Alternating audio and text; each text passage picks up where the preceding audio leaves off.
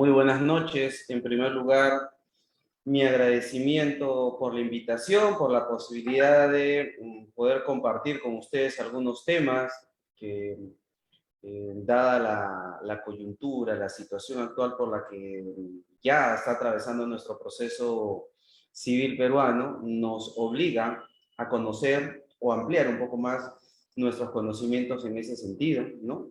Mi agradecimiento al Colegio de Abogados, mi agradecimiento a Alex Academy Perú por nuevamente la posibilidad de estar con ustedes y sobre todo mi agradecimiento a cada una de las personas que están conectadas en estos momentos a través de las diversas plataformas, porque es raro, ¿no?, que un día domingo como hoy estemos algunas personas pretendiendo dictar clases o algunas personas como ustedes escuchando clases, ¿no? Cuando de repente me preguntaban hace un rato, oye, vamos a salir a conversar con unos amigos. No, yo tengo clases domingo, me dice. Sí, domingo. ¿Y tú crees que alguien se va a conectar a escuchar tus clases un domingo? Yo creo que hay muchas personas que aprovechan su tiempo. Y creo que ustedes son muchas de esas personas de las que aprovechan el tiempo en querer seguir capacitando, ¿no? Una película puede esperar, una reunión puede esperar, pero los conocimientos no. Y nuevamente, mi felicitación. Así que no quiero quitarles más tiempo y voy a conversar con ustedes casualmente este tema de la postulación del proceso. No sé si pueden ver la pantalla que estoy compartiendo. Me avisan, por favor, cualquier cosa, ¿no? El título, la postulación del proceso, la teoría de caso en el proceso civil. Y vamos a hacer referencia a algo muy importante, ¿no? ¿Qué es la teoría del caso? Algo que muchos penalistas lo conocen, lo han desarrollado muy bien, lo han analizado en todo este tiempo de excelente manera, conocen muy bien el tema de la teoría del caso, sin embargo, para nosotros los civilistas ahora es un tema nuevo, pero vamos a ver que no es tan nuevo y vamos a tratar de desarrollar este aspecto. ¿Cuáles son esos componentes de la teoría del caso?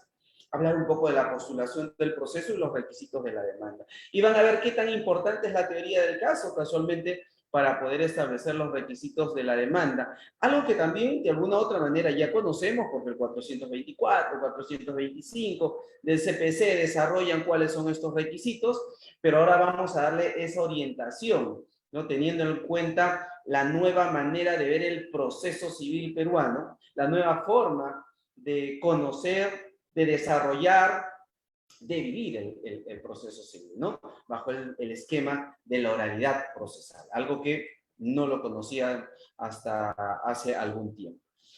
Entonces, siempre se hace referencia del proceso, del juicio, qué es lo que propiamente se desarrolla, se ve, se analiza cuando nos encontramos ya litigando, cuando estamos en un enfrentamiento donde existe ya un demandante y un demandado y estamos propiamente ante una situación llamada juicio, ¿no? Y en el juicio hay estrategia, claro. Desde el momento que yo elaboro mi demanda, desde el momento que el abogado de la otra parte elabora su contestación, tiene que tener una estrategia, tiene que tener una visión y tomo las decisiones correspondientes en relación a qué medios probatorios voy a presentar, cuáles son los más adecuados, cuáles son los que tengo, o si soy de la parte demandada, analizar cuáles son los medios probatorios que tiene la otra parte, ver de alguna u otra manera los que puedo tener yo y contrarrestarlo. Entonces, tengo que saber exactamente, ¿no?, sobre qué me estoy o hacia qué estoy ingresando. Por eso la estrategia es muy importante.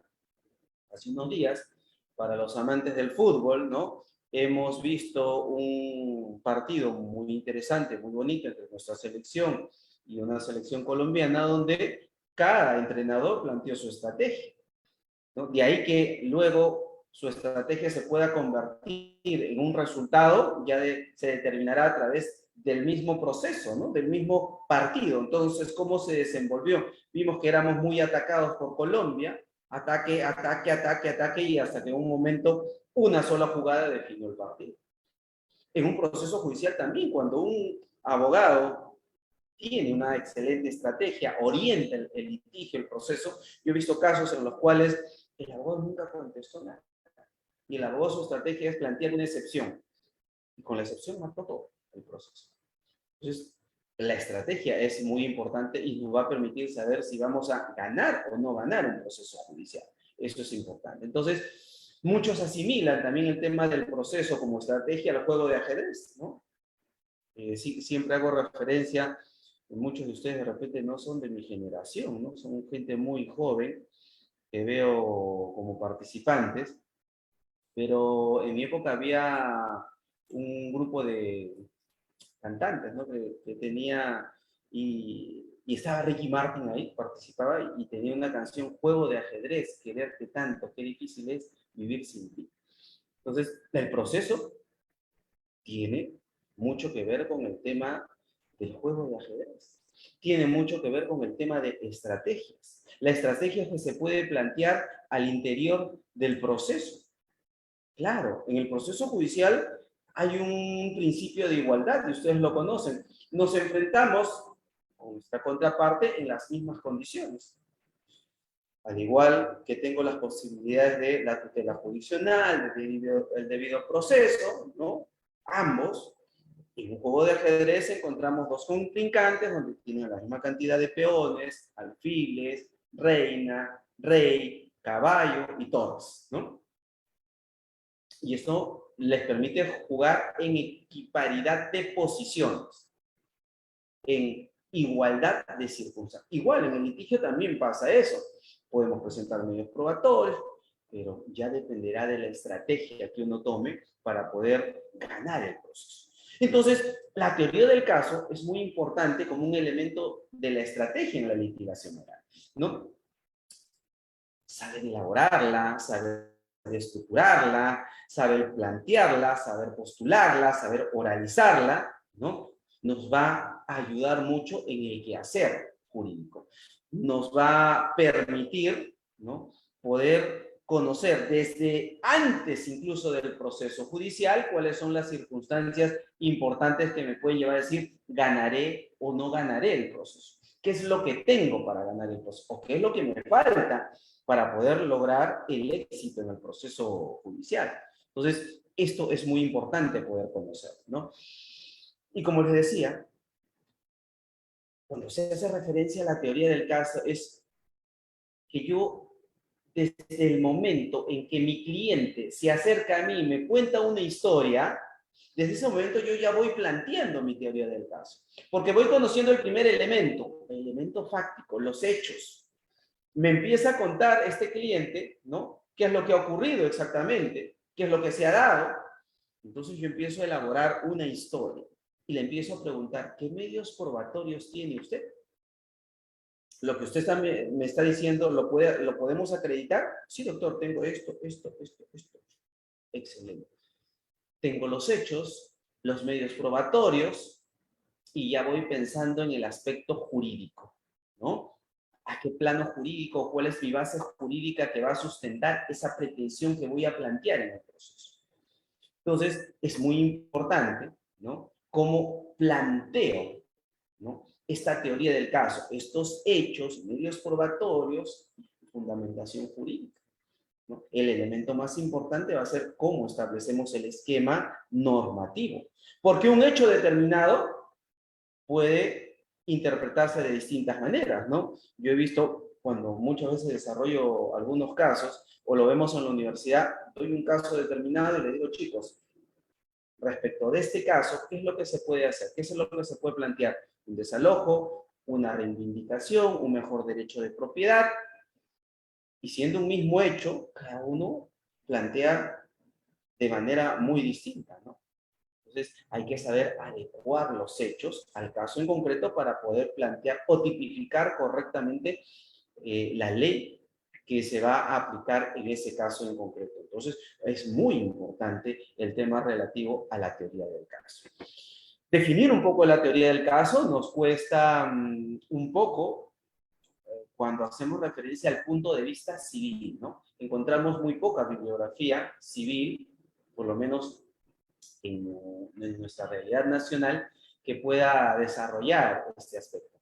En el tema propiamente penal, sí, hemos encontrado bastante información Y con relación, reitero, ¿no? Con relación al tema de la oralidad en el proceso civil, me cuesta creer que solamente tenemos 3 publicaciones, ¿no? 3 publicaciones que se han dado desde la oralidad del proceso civil hasta la actualidad, ¿no? Que hagan referencia a esto. Cuando yo analizo, veo, por ejemplo, el tema relativo a la teoría del caso, el tema relativo a la prisión preventiva, ¿no? Que encontramos 30 o más autores que han escrito a nivel nacional hasta la fecha sobre el mismo tema, ¿no? Sin embargo, en el área procesal civil poco o nada se ha escrito, se ha dicho, ¿no? Como le decía, 3 obras. La primera, hecha por el doctor,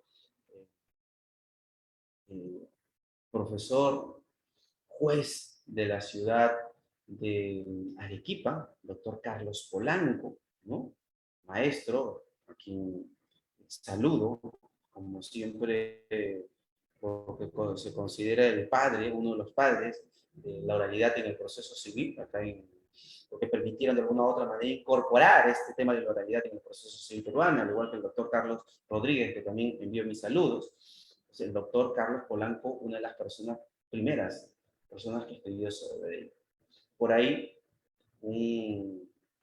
queriendo seguir los pasos del maestro, escribimos algo, también un pequeño libro sobre el tema de la oralidad en el proceso civil, y luego tenemos a nuestro querido amigo el doctor Omar Sumaria, que también ha escrito sobre la oralidad en el proceso civil. Entonces, tenemos muy poca bibliografía. Pero bueno, vamos al tema de la teoría del caso, es esta definición que se da desde el punto de vista penal, pero vamos a ver cómo lo orientamos hacia el proceso civil. Una herramienta de carácter imprescindible sin la cual no se puede afrontar de manera eficiente, de manera eficaz, un determinado proceso, ¿no? Nace con la determinación de nuestra visión de los hechos y contiene el planteamiento estratégico del litigante. Fíjense, nace con los hechos y contiene la estrategia que vamos. Y fíjense, es una visión y es eficiente y eficaz, ¿no? No vamos a poder afrontar, no vamos a poder llevar a cabo un proceso judicial bajo estos aspectos si no elaboramos correctamente una teoría del caso. Y el proceso judicial no es solamente saber los hechos, plasmarlo en un documentito llamado demanda o contestación, no, es una estrategia. Y esa estrategia el abogado tiene que conocer, saber plasmarla y plantearla. Por eso, estrategia, plan, visión, ¿no? Que puede tener cada sujeto sobre los hechos que sobre los hechos que va a probar. Segundo elemento, hechos, medios probatorios, ¿no? Es la historia que le vamos a contar a la vez. Cómo vamos a desarrollar esa historia, ¿no? Cómo vamos a contarle, cómo vamos a narrar a este juez determinados hechos y captar la atención del mismo, ¿no? Para que en su momento pueda ser aceptada esta postura, esta posición, estos hechos que vamos a poner en conocimiento, ¿no? Y fíjense, la construcción, como les decía, de la teoría del caso no será con la elaboración de la demanda. La construcción de la teoría del caso se da desde el momento en el que tomo conocimiento de los hechos por parte de mi cliente. Desde el momento que me cuenta esa historia, mi cliente y me dice, doctor, mire, ocurrió esto. Desde ese momento voy estructurando, voy armando esa historia, ¿no? ¿Qué medios probatorios tengo para acreditar esa historia? Y ya yo lo enmarco jurídicamente, ¿no? La información que nos den para formar la teoría del caso es importante. Y a nosotros, vuelvo a reiterar, le damos ese contexto, ese aspecto propiamente de carácter jurídico. Y evidentemente, bajo el esquema de la oralidad en el proceso civil, vamos a ver cómo esta teoría del caso lo vamos a plantear, lo vamos a plasmar oralmente, verbalizarlo. Si bien hemos presentado un escrito llamado demanda, que ahora vamos a desarrollar cuáles son sus elementos, ya eso no se va a leer ante el juez, ¿no? Tenemos que resumir, abreviar, sintetizar, ¿no? Ser claros, precisos y concretos para decirle al juez qué es lo que ha ocurrido en este caso en concreto. Y poder captar su atención, la idea, ¿no? Que él pueda tener de los hechos. Es narrar, como le digo, una historia. No es como cuando ustedes van al cine o íbamos al cine y queríamos que alguien más vaya a ver la película, no le contábamos las 2 horas de la película. Le contábamos lo más importante, lo más interesante, lo más relevante. Captábamos su atención. Y eso es lo que tenemos que hacer con un juez. Cuando le contamos nuestra historia, la historia que nuestro cliente quiere que se reconozca a través de una decisión judicial, a través de una sentencia. Entonces, vamos a tener una pretensión, vamos a tener un pedido claro y lo vamos a plantear propiamente ante el órgano jurisdiccional, y eso es lo primero que vamos a oralizar, verbalizar, plasmar, como les digo, ¿no? Pero no basta con narrar determinados hechos, no basta con contar una historia si esta historia no tiene un sustento, si esta historia no tiene un correlato. Firmé un contrato, no, el contrato era oral, doctor, que vamos a sustentar ante el juez. ¿Cómo vamos a poder acreditar? Ya es oral, pero ¿tiene usted recibos, algo para poder de alguna u otra manera suplir la deficiencia de este medio probatorio que sería importante? Sí, tengo algunos recibos. ¿Se comunicaba usted con él a través de correo? Sí, correos electrónicos. Sí, es más, WhatsApp nos manda, sí, ya le voy a pagar la pensión de este mes. Entonces vamos estableciendo elementos para acreditar los hechos expuestos en el proceso. No necesariamente siempre habrán esos medios probatorios que necesitamos, pero vamos a encontrar otros elementos que podrían dar los indicios suficientes para crear convicción en el juez y lograr casualmente que él pueda tomar la postura que nosotros estamos pretendiendo lograr, ¿no? Y la calificación jurídica que nos corresponde a nosotros. Por eso hemos estudiado Derecho, por eso estudiamos Derecho, por eso seguimos estudiando.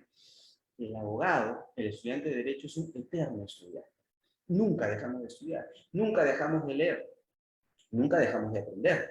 A mis casi 50 años, ¿no? Yo sigo leyendo, sigo estudiando, sigo aprendiendo, porque si no me quedo, me rezago, ¿no? Y casualmente, si puedo yo mostrarles, enseñarles este tema de la oralidad en el proceso civil, casualmente es porque de alguna u otra manera estamos hurgando, buscando estar actualizados, ¿no?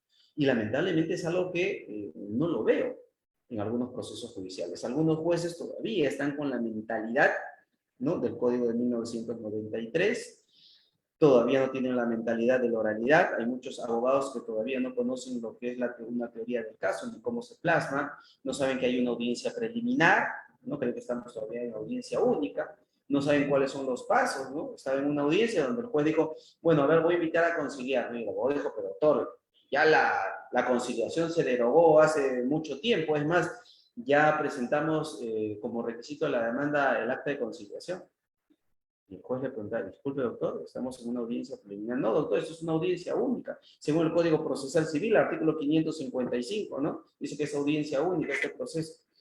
Doctor, estamos bajo el esquema de oralidad y el juez prácticamente le estaba dando cátedra, ¿no? Una clase y sinceramente, qué de vergüenza el abogado, ¿no? Bajo estas circunstancias. Algo que puede ser positivo para nosotros, es decir, nosotros sí conocemos, sí sabemos, y tenemos cierta ventaja, ¿no?, frente a quien desconoce, porque quiere, ¿no? Porque las herramientas tecnológicas nos permiten estudiar, aprender, conocer, y por ejemplo el caso de ustedes, ¿no?, que hoy día muchos de ustedes, si de repente desconocían el tema de la teoría del caso, ya la conocen, ya la están entendiendo, ya la están captando, y evidentemente van a poderla aplicar en su vida. Entonces, ¿cuáles son estas características brevemente cuando vemos algo de doctrina, no hacer referencia, ¿no? Única. ¿Por qué es única la teoría del caso? Y estamos hablando en cuanto al momento, en cuanto a la oportunidad en la que ésta se puede presentar. Entonces, esta sola puede ser llevada a cabo, realizada en la audiencia preliminar. El proceso civil peruano, bajo el esquema de oralidad, tiene dos momentos: una audiencia preliminar y una audiencia de pruebas. En una audiencia preliminar vamos a encontrar la posibilidad de los alegatos de apertura, donde cada abogado va a explicar su teoría del caso sin leer la demanda ni la compensación. Vamos a tener un momento de conciliación donde el juez tiene que proponer una fórmula conciliatoria. Vamos a sanear el proceso. Vamos a fijar los puntos controvertidos. Vamos a sanear los medios probatorios. Terminado ese momento, pasamos a la siguiente etapa, la audiencia de pruebas, donde vamos a actuar los medios probatorios y donde el juez debería emitir la sentencia.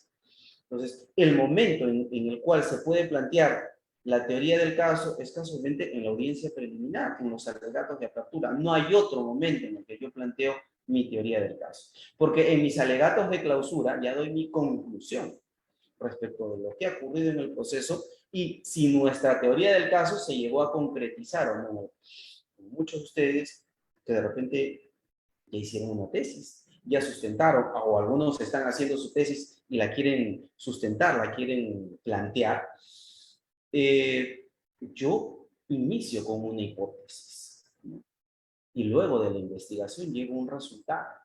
Entonces, eso pasa en el proceso. Mi teoría del caso es mi hipótesis que planteo en el proceso. Y luego, en los alegatos de clausura, podré concluir si esta hipótesis se llegó a concretizar a través de lo largo del proceso judicial, ¿no?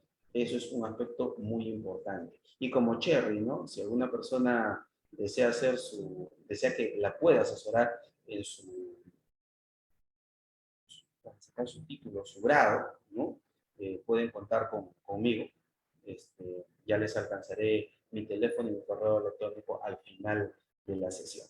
Sencilla, la oralización de la demanda, los alegatos de apertura, donde yo fijo de manera clara y precisa mi teoría del caso, tiene que ser lo más clara y precisa posible. No es una lectura, mi demanda puede tener 40, 50, 100 hojas de repente. He querido escribir todo lo que he podido. Pero no, la oralización tiene que ser breve, concreta, clara. No tengo que aburrir a esa cosa. Tengo que lograr captar su atención y casualmente a través de contarle una historia, como le digo, clara, sencilla, precisa, ¿no? Que me permita de alguna u otra manera lograr captar esa atención, como le decía. Tiene que ser creíble, ¿no? O sea, yo le tengo que contar una historia que tiene que ser real, que tiene que ser cierta, ¿no? No, pues, no cumplí con el contrato porque vinieron unos extraterrestres, ¿no? Y de alguna otra manera me impidieron realizar o cumplir con la obligación que tenía con mi contraparte, ¿no? O como luego dice, me robaron la tesis, ¿no? Y ya no pude presentarla. No, tiene que ser algo creíble, algo cierto, ¿no? Algo que el juez con la sola narración de los hechos diga, sí, pues hay una circunstancia, y vamos a hablar del otro elemento, una circunstancia de logicidad, ¿no? Y debe ser autosuficiente en el sentido de que yo debo concretizar mis hechos, mis medios probatorios y mi fundamentación jurídica de tal manera que no haya ninguna posibilidad de que ésta se pueda caer en el tiempo. Por eso, como le decía, es una estrategia y tengo que saber plantear una estrategia. Tengo que saber cuáles son, de alguna u otra manera, los defectos y las virtudes que puedo tener en el proceso. ¿Cuáles son mis debilidades? ¿Cuáles son mis fortalezas? Y lograr de que mis debilidades no las pueda conocer o no las pueda advertir la otra parte para que pierda el proceso, porque en algunos casos voy a tener circunstancias de debilidad en el proceso. Pero si no las tengo, y esa es la idea, por eso se busca la autosuficiencia, de tener todos los elementos necesarios para poder ganar el proceso judicial. Esa es la autosuficiencia. La suficiencia jurídica, es decir, saber concretizar, plasmar y establecer de manera clara y precisa las normas, ¿no?, en las cuales voy a sustentar mi pretensión. Tengo que tener el conocimiento previo, ¿no?, de las instituciones jurídicas para plasmarla de manera clara, para que la fundamentación jurídica se adecue. Algunos de ustedes me pueden decir, pero doctor, nos podemos equivocar. ¿Nos podemos equivocar? ¿Cómo que nos podemos equivocar? Claro, doctor, porque hay un principio, ¿no?, que hace referencia a que si no se ha fundamentado jurídicamente el petitorio, el juez lo puede adecuar. Y a eso nos referimos con este principio del llamado iura novi curia. Caso error, porque en la postulación del proceso no podemos utilizar el iura novi. El iura novi curia, de manera breve, hay que entenderlo como la aplicación de que el juez advierte de los hechos del demandante y los hechos del demandado que la pretensión jurídica que se planteó no es la adecuada, y el juez la va a adecuar, pero en función a los hechos de ambas partes. El juez no es como un caballito que va en base a un solo hecho y decir, bueno, como no ha fundamentado bien jurídicamente, yo lo voy a adecuar, y eso lo hago en la postulación del proceso. No. Este principio es aplicable al finalizar el proceso, al momento que voy a sentenciar, al momento que voy a resolver el proceso judicial. Y como les decía, debe tener la característica de logicidad. Tiene que ser 1 más 1 es 2, 2 más 2 es 4. No 2 más 5 no es 19 ni 36. Entonces tengo que contar una historia que sea lógica en cuanto a los hechos que pueden ocurrir, ¿no? Esa historia, esa cronología en el tiempo, y que debe tener una secuencia clara, válida, debidamente acreditada, como lo hemos precisado, ¿no? Cuando hablamos de este tema de que ser omnicomprensivo, debemos de tratar de, como se dice, colocar todo en el asador. O sea, no vamos a tener otra oportunidad adicional porque solamente en la postulación del proceso podemos lograr ello. Entonces, es importante, fíjense, que yo pueda dar todos los elementos, no me puedo guardar bajo la manga algún elemento y decir, no, después lo saco. No, ya no estamos en un esquema del Código de Procedimientos Civiles, ¿no?, de 1920, en el cual se podía y se trabajaba de esa manera. No. Entonces, tiene que incluir básicamente todas las circunstancias, todo, como le digo, para que el juez pueda entender claramente que no haya ningún vacío. Y de ahí la consistencia, la solidez en cuanto a los hechos, en cuanto a los medios probatorios y en cuanto al aspecto jurídicamente planteado en ese caso en concreto. Y fíjense, a diferencia del proceso penal, la teoría del caso, por lo menos el momento en el que más se desarrolla y busca sobre todo plasmarlo, concretizarlo, es en la audiencia de pruebas. Porque siempre va a haber un tema de una declaración de alguna de las, de un testigo, va a haber la declaración del agraviado, del imputado. Entonces, la teoría del caso se centra, considero yo, en este momento crucial, ¿no? Sin embargo, en nuestro proceso civil no tenemos, ¿no?, por obligación que haya una audiencia de pruebas. Recuerden ustedes que si el juez advierte que los medios probatorios son pruebas documentales, el juez puede disponer, ¿qué cosa? Es salir, excluir, no llevar a cabo la audiencia de pruebas.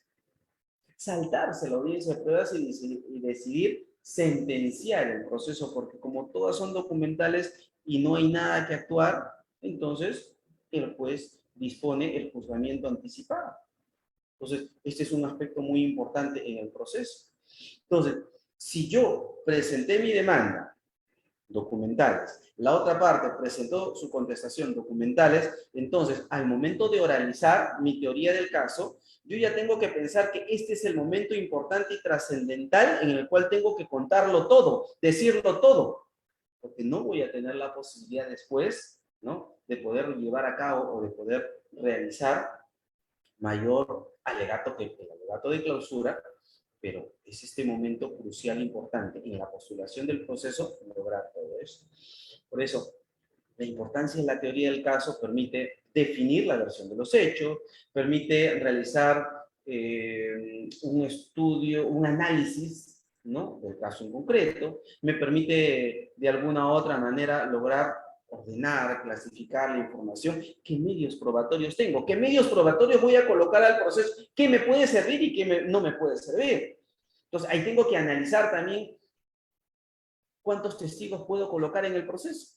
Y tengo que analizar a mis testigos, porque muchas veces, y lo he visto en muchos casos, en los cuales se presentan los testigos, y si el abogado no elaboró su teoría del caso, si el abogado no analizó estos testigos, no para hacerlos mentir, sino para saber cuántos me pueden servir en el proceso.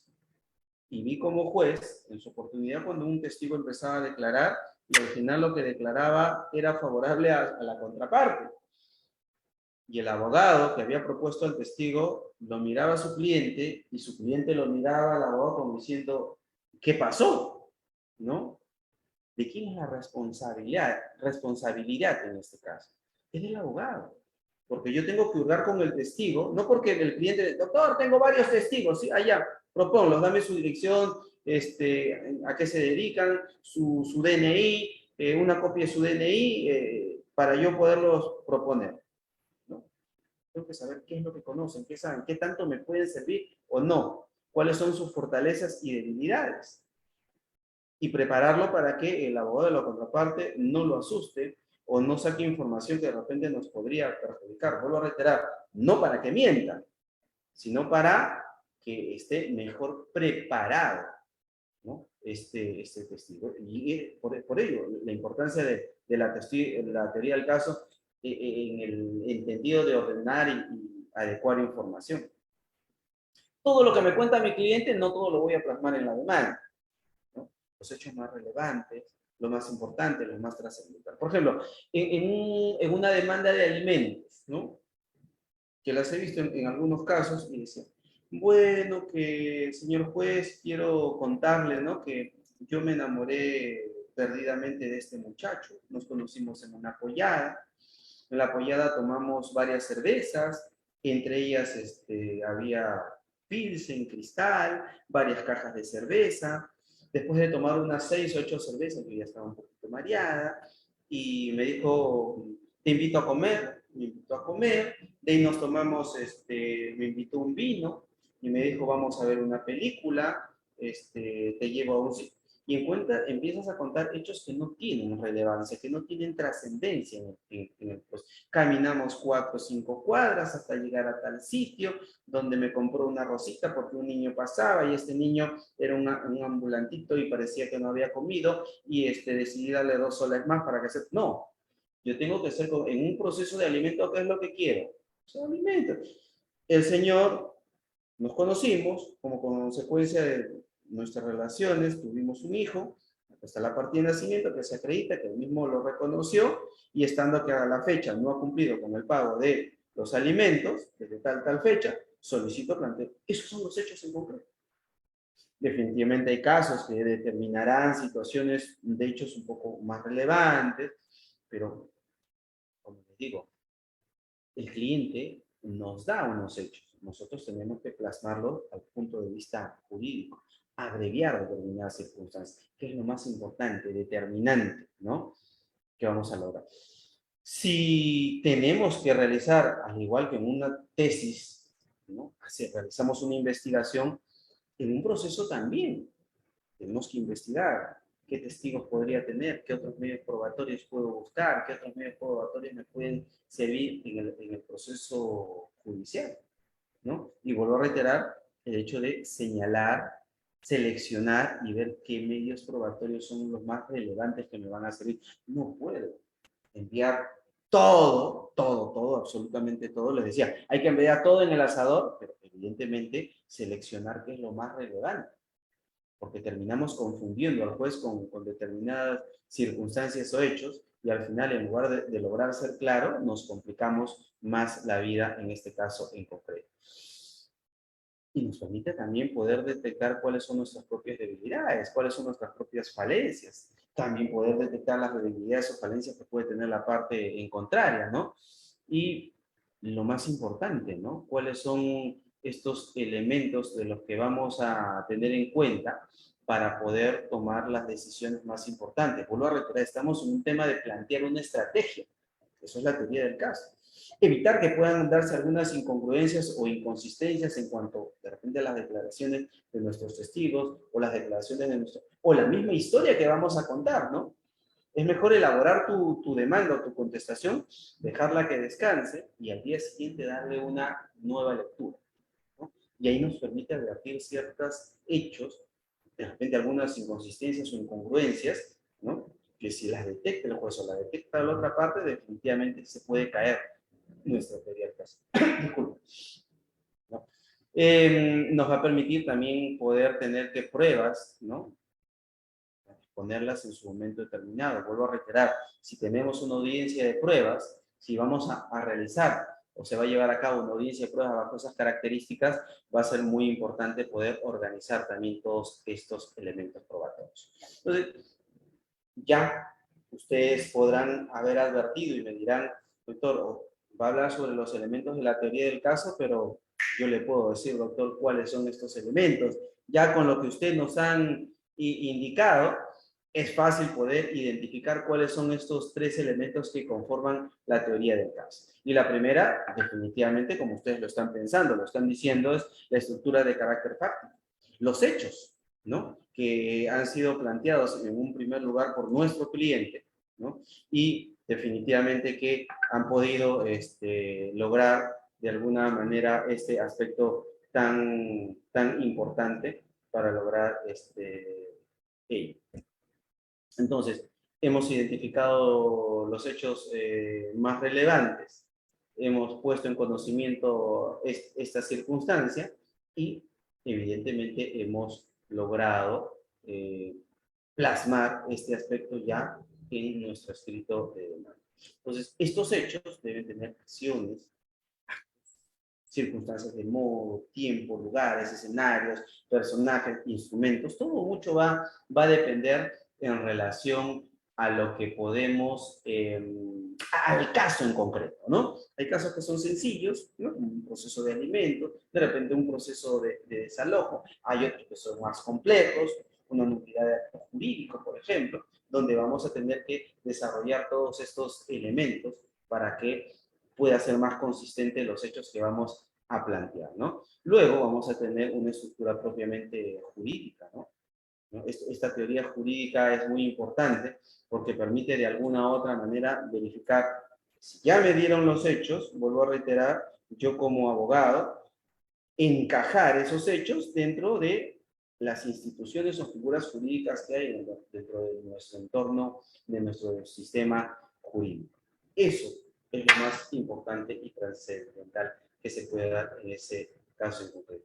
Y hay que entender que la fundamentación jurídica, uno de los elementos que vamos a hablar más adelante, de los elementos de la demanda, como dice el Tribunal Constitucional, no implica esa la sola mención de las normas a aplicar. O sea, no es colocar artículo 424, 425 y siguiente. No, sino la explicación de por qué tal caso se encuentra o no dentro de los supuestos que contemplan tales normas. La adecuación, ¿no?, de la norma al caso en concreto. ¿Por qué el juez tiene que aplicar esos artículos en su caso en concreto? No solamente, por eso le decía, la simple presentación o colocar los artículos del Código Procesal Civil, del Código Civil, ¿no? Sino que debo, de alguna u otra manera, encajarlo, cuadrarlo, saber y explicarlo para que el juez pueda, vuelvo a reiterar, en la sentencia, decidir por qué establece este aspecto tan importante. Finalmente, la estructura de carácter probatorio, ¿no? Los medios probatorios que sustentan la pretensión: declaración de parte, declaración de testigos, documentos, pericia, inspección judicial. Entonces, ¿qué elementos van a determinar la probanza de los hechos que yo he planteado en este caso en concreto? Estos son los tres elementos propiamente de la teoría del caso. Esta es la estructura de la teoría del caso y es la manera, de alguna u otra manera, de alguna otra forma en la que yo puedo plantear o establecer. Entonces, la teoría del caso nos va a demostrar los hechos, nos va a dar certeza, ¿no? Y nos genera un deber o una obligación de poderla saber plantear. Voy a poder demostrar la existencia o inexistencia de causales, ¿no?, sea en este caso demandada, si hay un eximente o no de responsabilidad, si yo soy la parte contraria, de repente establecer algunas fallas procedimentales o algunas circunstancias. O sea, me permite, en la teoría del caso, poder analizar todos los aspectos estratégicos de lo que va a ocurrir más adelante. Entonces, teniendo en cuenta la teoría del caso, que fíjense, la teoría del caso la conocemos, vuelvo a reiterar, desde el momento en que tomo conocimiento de los hechos por parte de mi cliente. Desde ese momento ya voy planteando mi teoría del caso. Voy estructurando en mi cerebro, en mi psiquis, cómo voy a elaborar qué cosa. El primer escrito que da origen al proceso. Y este primer escrito, estamos hablando de la demanda. Entonces, la postulación del proceso, ¿no?, tiene que ver propiamente con este primer acto procesal que da inicio al proceso. Es la materialización del derecho de acción, se dirige contra el Estado y contiene la pretensión. Eso lo conocemos, lo sabemos y lo planteamos diariamente, ¿no? Entonces, es muy importante que la demanda materialice nuestra teoría del caso. Y ustedes van a decir, pero doctor, usted ha dicho hace un momento que la teoría del caso es algo nuevo, que recién se aplica al proceso civil, es más, hace un par de años que se está viendo la oralidad en el proceso civil, pero el Código Procesal Civil es de 1993. cómo podemos adecuar la teoría del caso a este nuevo sistema de oralidad en el proceso civil. Y yo les puedo decir que, de alguna u otra manera, no de esa forma, pero ya conocíamos la teoría del caso. Ya conocíamos la teoría del caso porque la teoría del caso tiene 3 elementos, ¿no? 3 elementos 3, ¿no? Como en el circo, cuando hay 3 funciones 3, no, 3 elementos 3. Ustedes los tienen muy claro. El elemento fáctico, los hechos, el elemento probatorio, medios probatorios, y el elemento jurídico, fundamentación jurídica. Entonces, cuando planteo mi demanda, planteo también un petitorio. ¿Qué es lo que quiero? ¿Qué es lo que pretendo? ¿Qué es lo que busco? ¿Qué es lo que quiero exigirle a mi contraparte? ¿No? Y esto en atención, casualmente, vuelvo a reiterar, a estos 3 elementos a los que hacíamos referencia. Entonces, brevemente, porque ya no nos queda mucho tiempo de la hora que se nos ha dado para desarrollarlo, los requisitos de la demanda, ¿no? Que muchos de ustedes ya lo conocen. Primer elemento, la designación del juez. Nos permite establecer quién es el juez competente. Juez competente en cuestión a materia, cuantía, turno, grado o territorio, ¿no? Y ahí vamos a analizar otros elementos que el Código Procesal Civil, desde el artículo 5 y siguientes, hace referencia y analiza, por ejemplo, todo el tema relativo a la competencia. Entonces, y la designación del juez no es poner el nombre o el juzgado, ¿no? Necesariamente. Porque, como ustedes saben, ingresa una mesa de partes aleatoria y ya el sistema determinará si es el primer juzgado, el segundo, el tercero, el cuarto, el quinto, ¿no? Basta con señalar juzgado especializado o juzgado de paz, si hay varios, pero si sabemos que es el 21 que existe, primer juzgado, ¿no? O juzgado mixto de, ¿no? Sería la salvedad. Los datos de identificación, ¿no? Y nos permite establecer propiamente quién es el demandante, quién es usted, ¿no? ¿A qué ha venido aquí? Entonces, y nos permite establecer y que el juez y la contraparte pueda verificar si este sujeto que inicia un proceso judicial tiene legitimidad, tiene interés para obrar. Por eso que el demandado podría cuestionar estos aspectos de falta de legitimidad o falta de interés para obrar a través del mecanismo llamado excepción. Puede ser que en algunos casos el demandante directamente no puede interponer la demanda y lo hará a través de interpósita persona, que puede ser un representante o puede ser un apoderado, ¿no? Entonces, también si este representante o este apoderado, por ejemplo, no ha sido identificado claramente o tiene una defectuosa o insuficiente representación, la parte contraria va a poder cuestionarlo a través de la excepción correspondiente. Es importante también saber contra quién va dirigida la demanda, quién es el demandado, dónde vive, ¿no? ¿Para qué? Para que se le pueda notificar válidamente con la demanda y pueda ejercer su derecho de defensa. Y este demandado también dice, oye, yo no tenía por qué ser demandado acá, y podré ejercer también, ¿no? Las excepciones correspondientes para cuestionar que yo no tengo nada que ver, ¿no? En este intercado judicial. El petitorio, ¿no? Como dice el código, es la determinación clara y concreta de lo que se pide. Simplemente qué es lo que quiero. Se me pague una suma de dinero, se resuelve el contrato, se procede al desalojo, se procede a la entrega del bien, se procede a declararme propietario por prescripción adquisitiva, de manera clara y concreta. Nada más. Y eso va a ser propiamente lo que se conoce como el objeto de la litis, los hechos, en que se sustenta propiamente ese petitorio, ¿no? Enumerados de forma clara, precisa. Y ustedes pueden decir, doctor, ¿este no es un elemento de la teoría del caso? Sí. El primer elemento de la teoría del caso, la fundamentación fáctica. Entonces, Código de 1993, doctor, ¿ya estamos encontrando un elemento de la teoría del caso que estaba en la demanda? Sí. Ya lo advirtieron ustedes claramente. ¿Y qué pasa cuando mi demanda no es clara, no es concreta, no es precisa, no hay un orden o claridad? Al contrario, podría plantear la excepción de oscuridad o ambigüedad en el modo de proponer la demanda. La fundamentación jurídica del petitorio. Y veo una manito levantada por ahí que me dice, doctor, ¿no es otro elemento de la teoría del caso? Sí, fundamentación jurídica del petitorio, que como decíamos hace un momento, es la adecuación de la norma al caso en concreto. No es copiar y pegar los artículos del Código Procesal Civil, del Código Civil, no, es adecuar la norma al caso en concreto. Si no dejamos de ser abogados, o sea, casualmente nuestra función como abogados es concretizar los hechos a una norma y explicárselo eso al juez, porque si voy a copiar y pegar los artículos del código, eso lo puede hacer disculpando cualquiera. Y para eso habrían plantillas, ¿no? De modelos de demandas donde copio y pego y listo, como los procesos de alimentos, ¿no? Formato y lo presento. No, acá se ve el nivel académico del abogado. Acá es donde el abogado tiene que demostrar lo que sabe, lo que conoce, cuánto leyó, cuánta doctrina, cuánta jurisprudencia, ¿no? Que me va a permitir establecer esta fundamentación jurídica, este sustento, esta adecuación de por qué esos hechos encajan en esa norma y porque hay alguna jurisprudencia, hay alguna doctrina, como digo, que puede sustentar lo que estoy planteando en este primer escrito que da inicio al proceso judicial.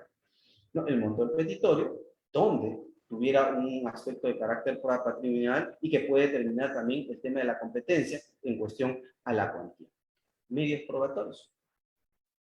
Y también por ahí veo otra manito levantada y me quiere decir, doctor, ¿ese es el otro elemento, el tercer elemento de la teoría del caso? Sí, el tercer elemento de la teoría del caso. Entonces, doctor, entonces ya conocíamos la teoría del caso. Por lo menos los elementos, sí. Pero ahora, utilizar la teoría del caso como un plan estratégico, todavía no lo conocíamos así. Pero ahora ya sabemos que esos tres elementos son importantes para poder elaborar mi teoría del caso. Desde el momento en que mi cliente me busque, elaboro mi teoría del caso y después lo plasmo en un documento llamado demanda o un documento llamado contestación. Y estos medios probatorios pueden ser típicos o atípicos y como decíamos, desde los típicos tenemos declaración de parte, declaración de testigo, documentos, pericia, ¿no? E inspección judicial. Y ya vamos acabando. La firma, ¿no? Del demandante o su representante. Necesariamente, salvo en los procesos en donde no haya defensa cautiva, donde no se necesite la firma de nosotros como abogados, que propiamente lo vamos a encontrar en los procesos de alimentos o en algunos procesos constitucionales. Hasta acá, disculpen que haya corrido un poco en esta última parte, pero el tiempo nos ganó, ¿no? Nos ganó y no quiero quitar la posibilidad a quienes después continúan o a quienes quieran de repente formular alguna pregunta. Nuevamente, mi agradecimiento a todos y cada uno de ustedes, los participantes, que se han perdido de repente una película, se han perdido alguna serie en Netflix, o que podían ir al cine de repente, o alguna reunión para poder estar acompañándome, para poder estar acá conmigo y con mis antecesores que también han expuesto, y ustedes ser un poquito más cada día. Esta es la labor del estudiante. Esa es la labor que, por ejemplo, yo felicito mucho a Lex Academy Perú porque somos ese nexo, ¿no? Y permite que algunos profesionales del derecho ya con alguna poca experiencia o vasta experiencia puedan de alguna u otra manera guiar a estas jóvenes generaciones que son ustedes. Que ustedes tienen que mejorar el camino. Nosotros se lo allanamos, ustedes se lo tienen que poner más facilito o más difícil a los que vienen. Entonces, nuevamente mis felicitaciones a ustedes, mis felicitaciones también al Colegio de Abogados por la excelente iniciativa. Y vuelvo a reiterar que pese a que es domingo, muchos de ustedes están acá conmigo. Nuevamente, mi agradecimiento. Y si hay alguna pregunta, a ver si rapidito la respondemos para poderlo dar el pase a quien corresponde en unos minutos. Muchas gracias.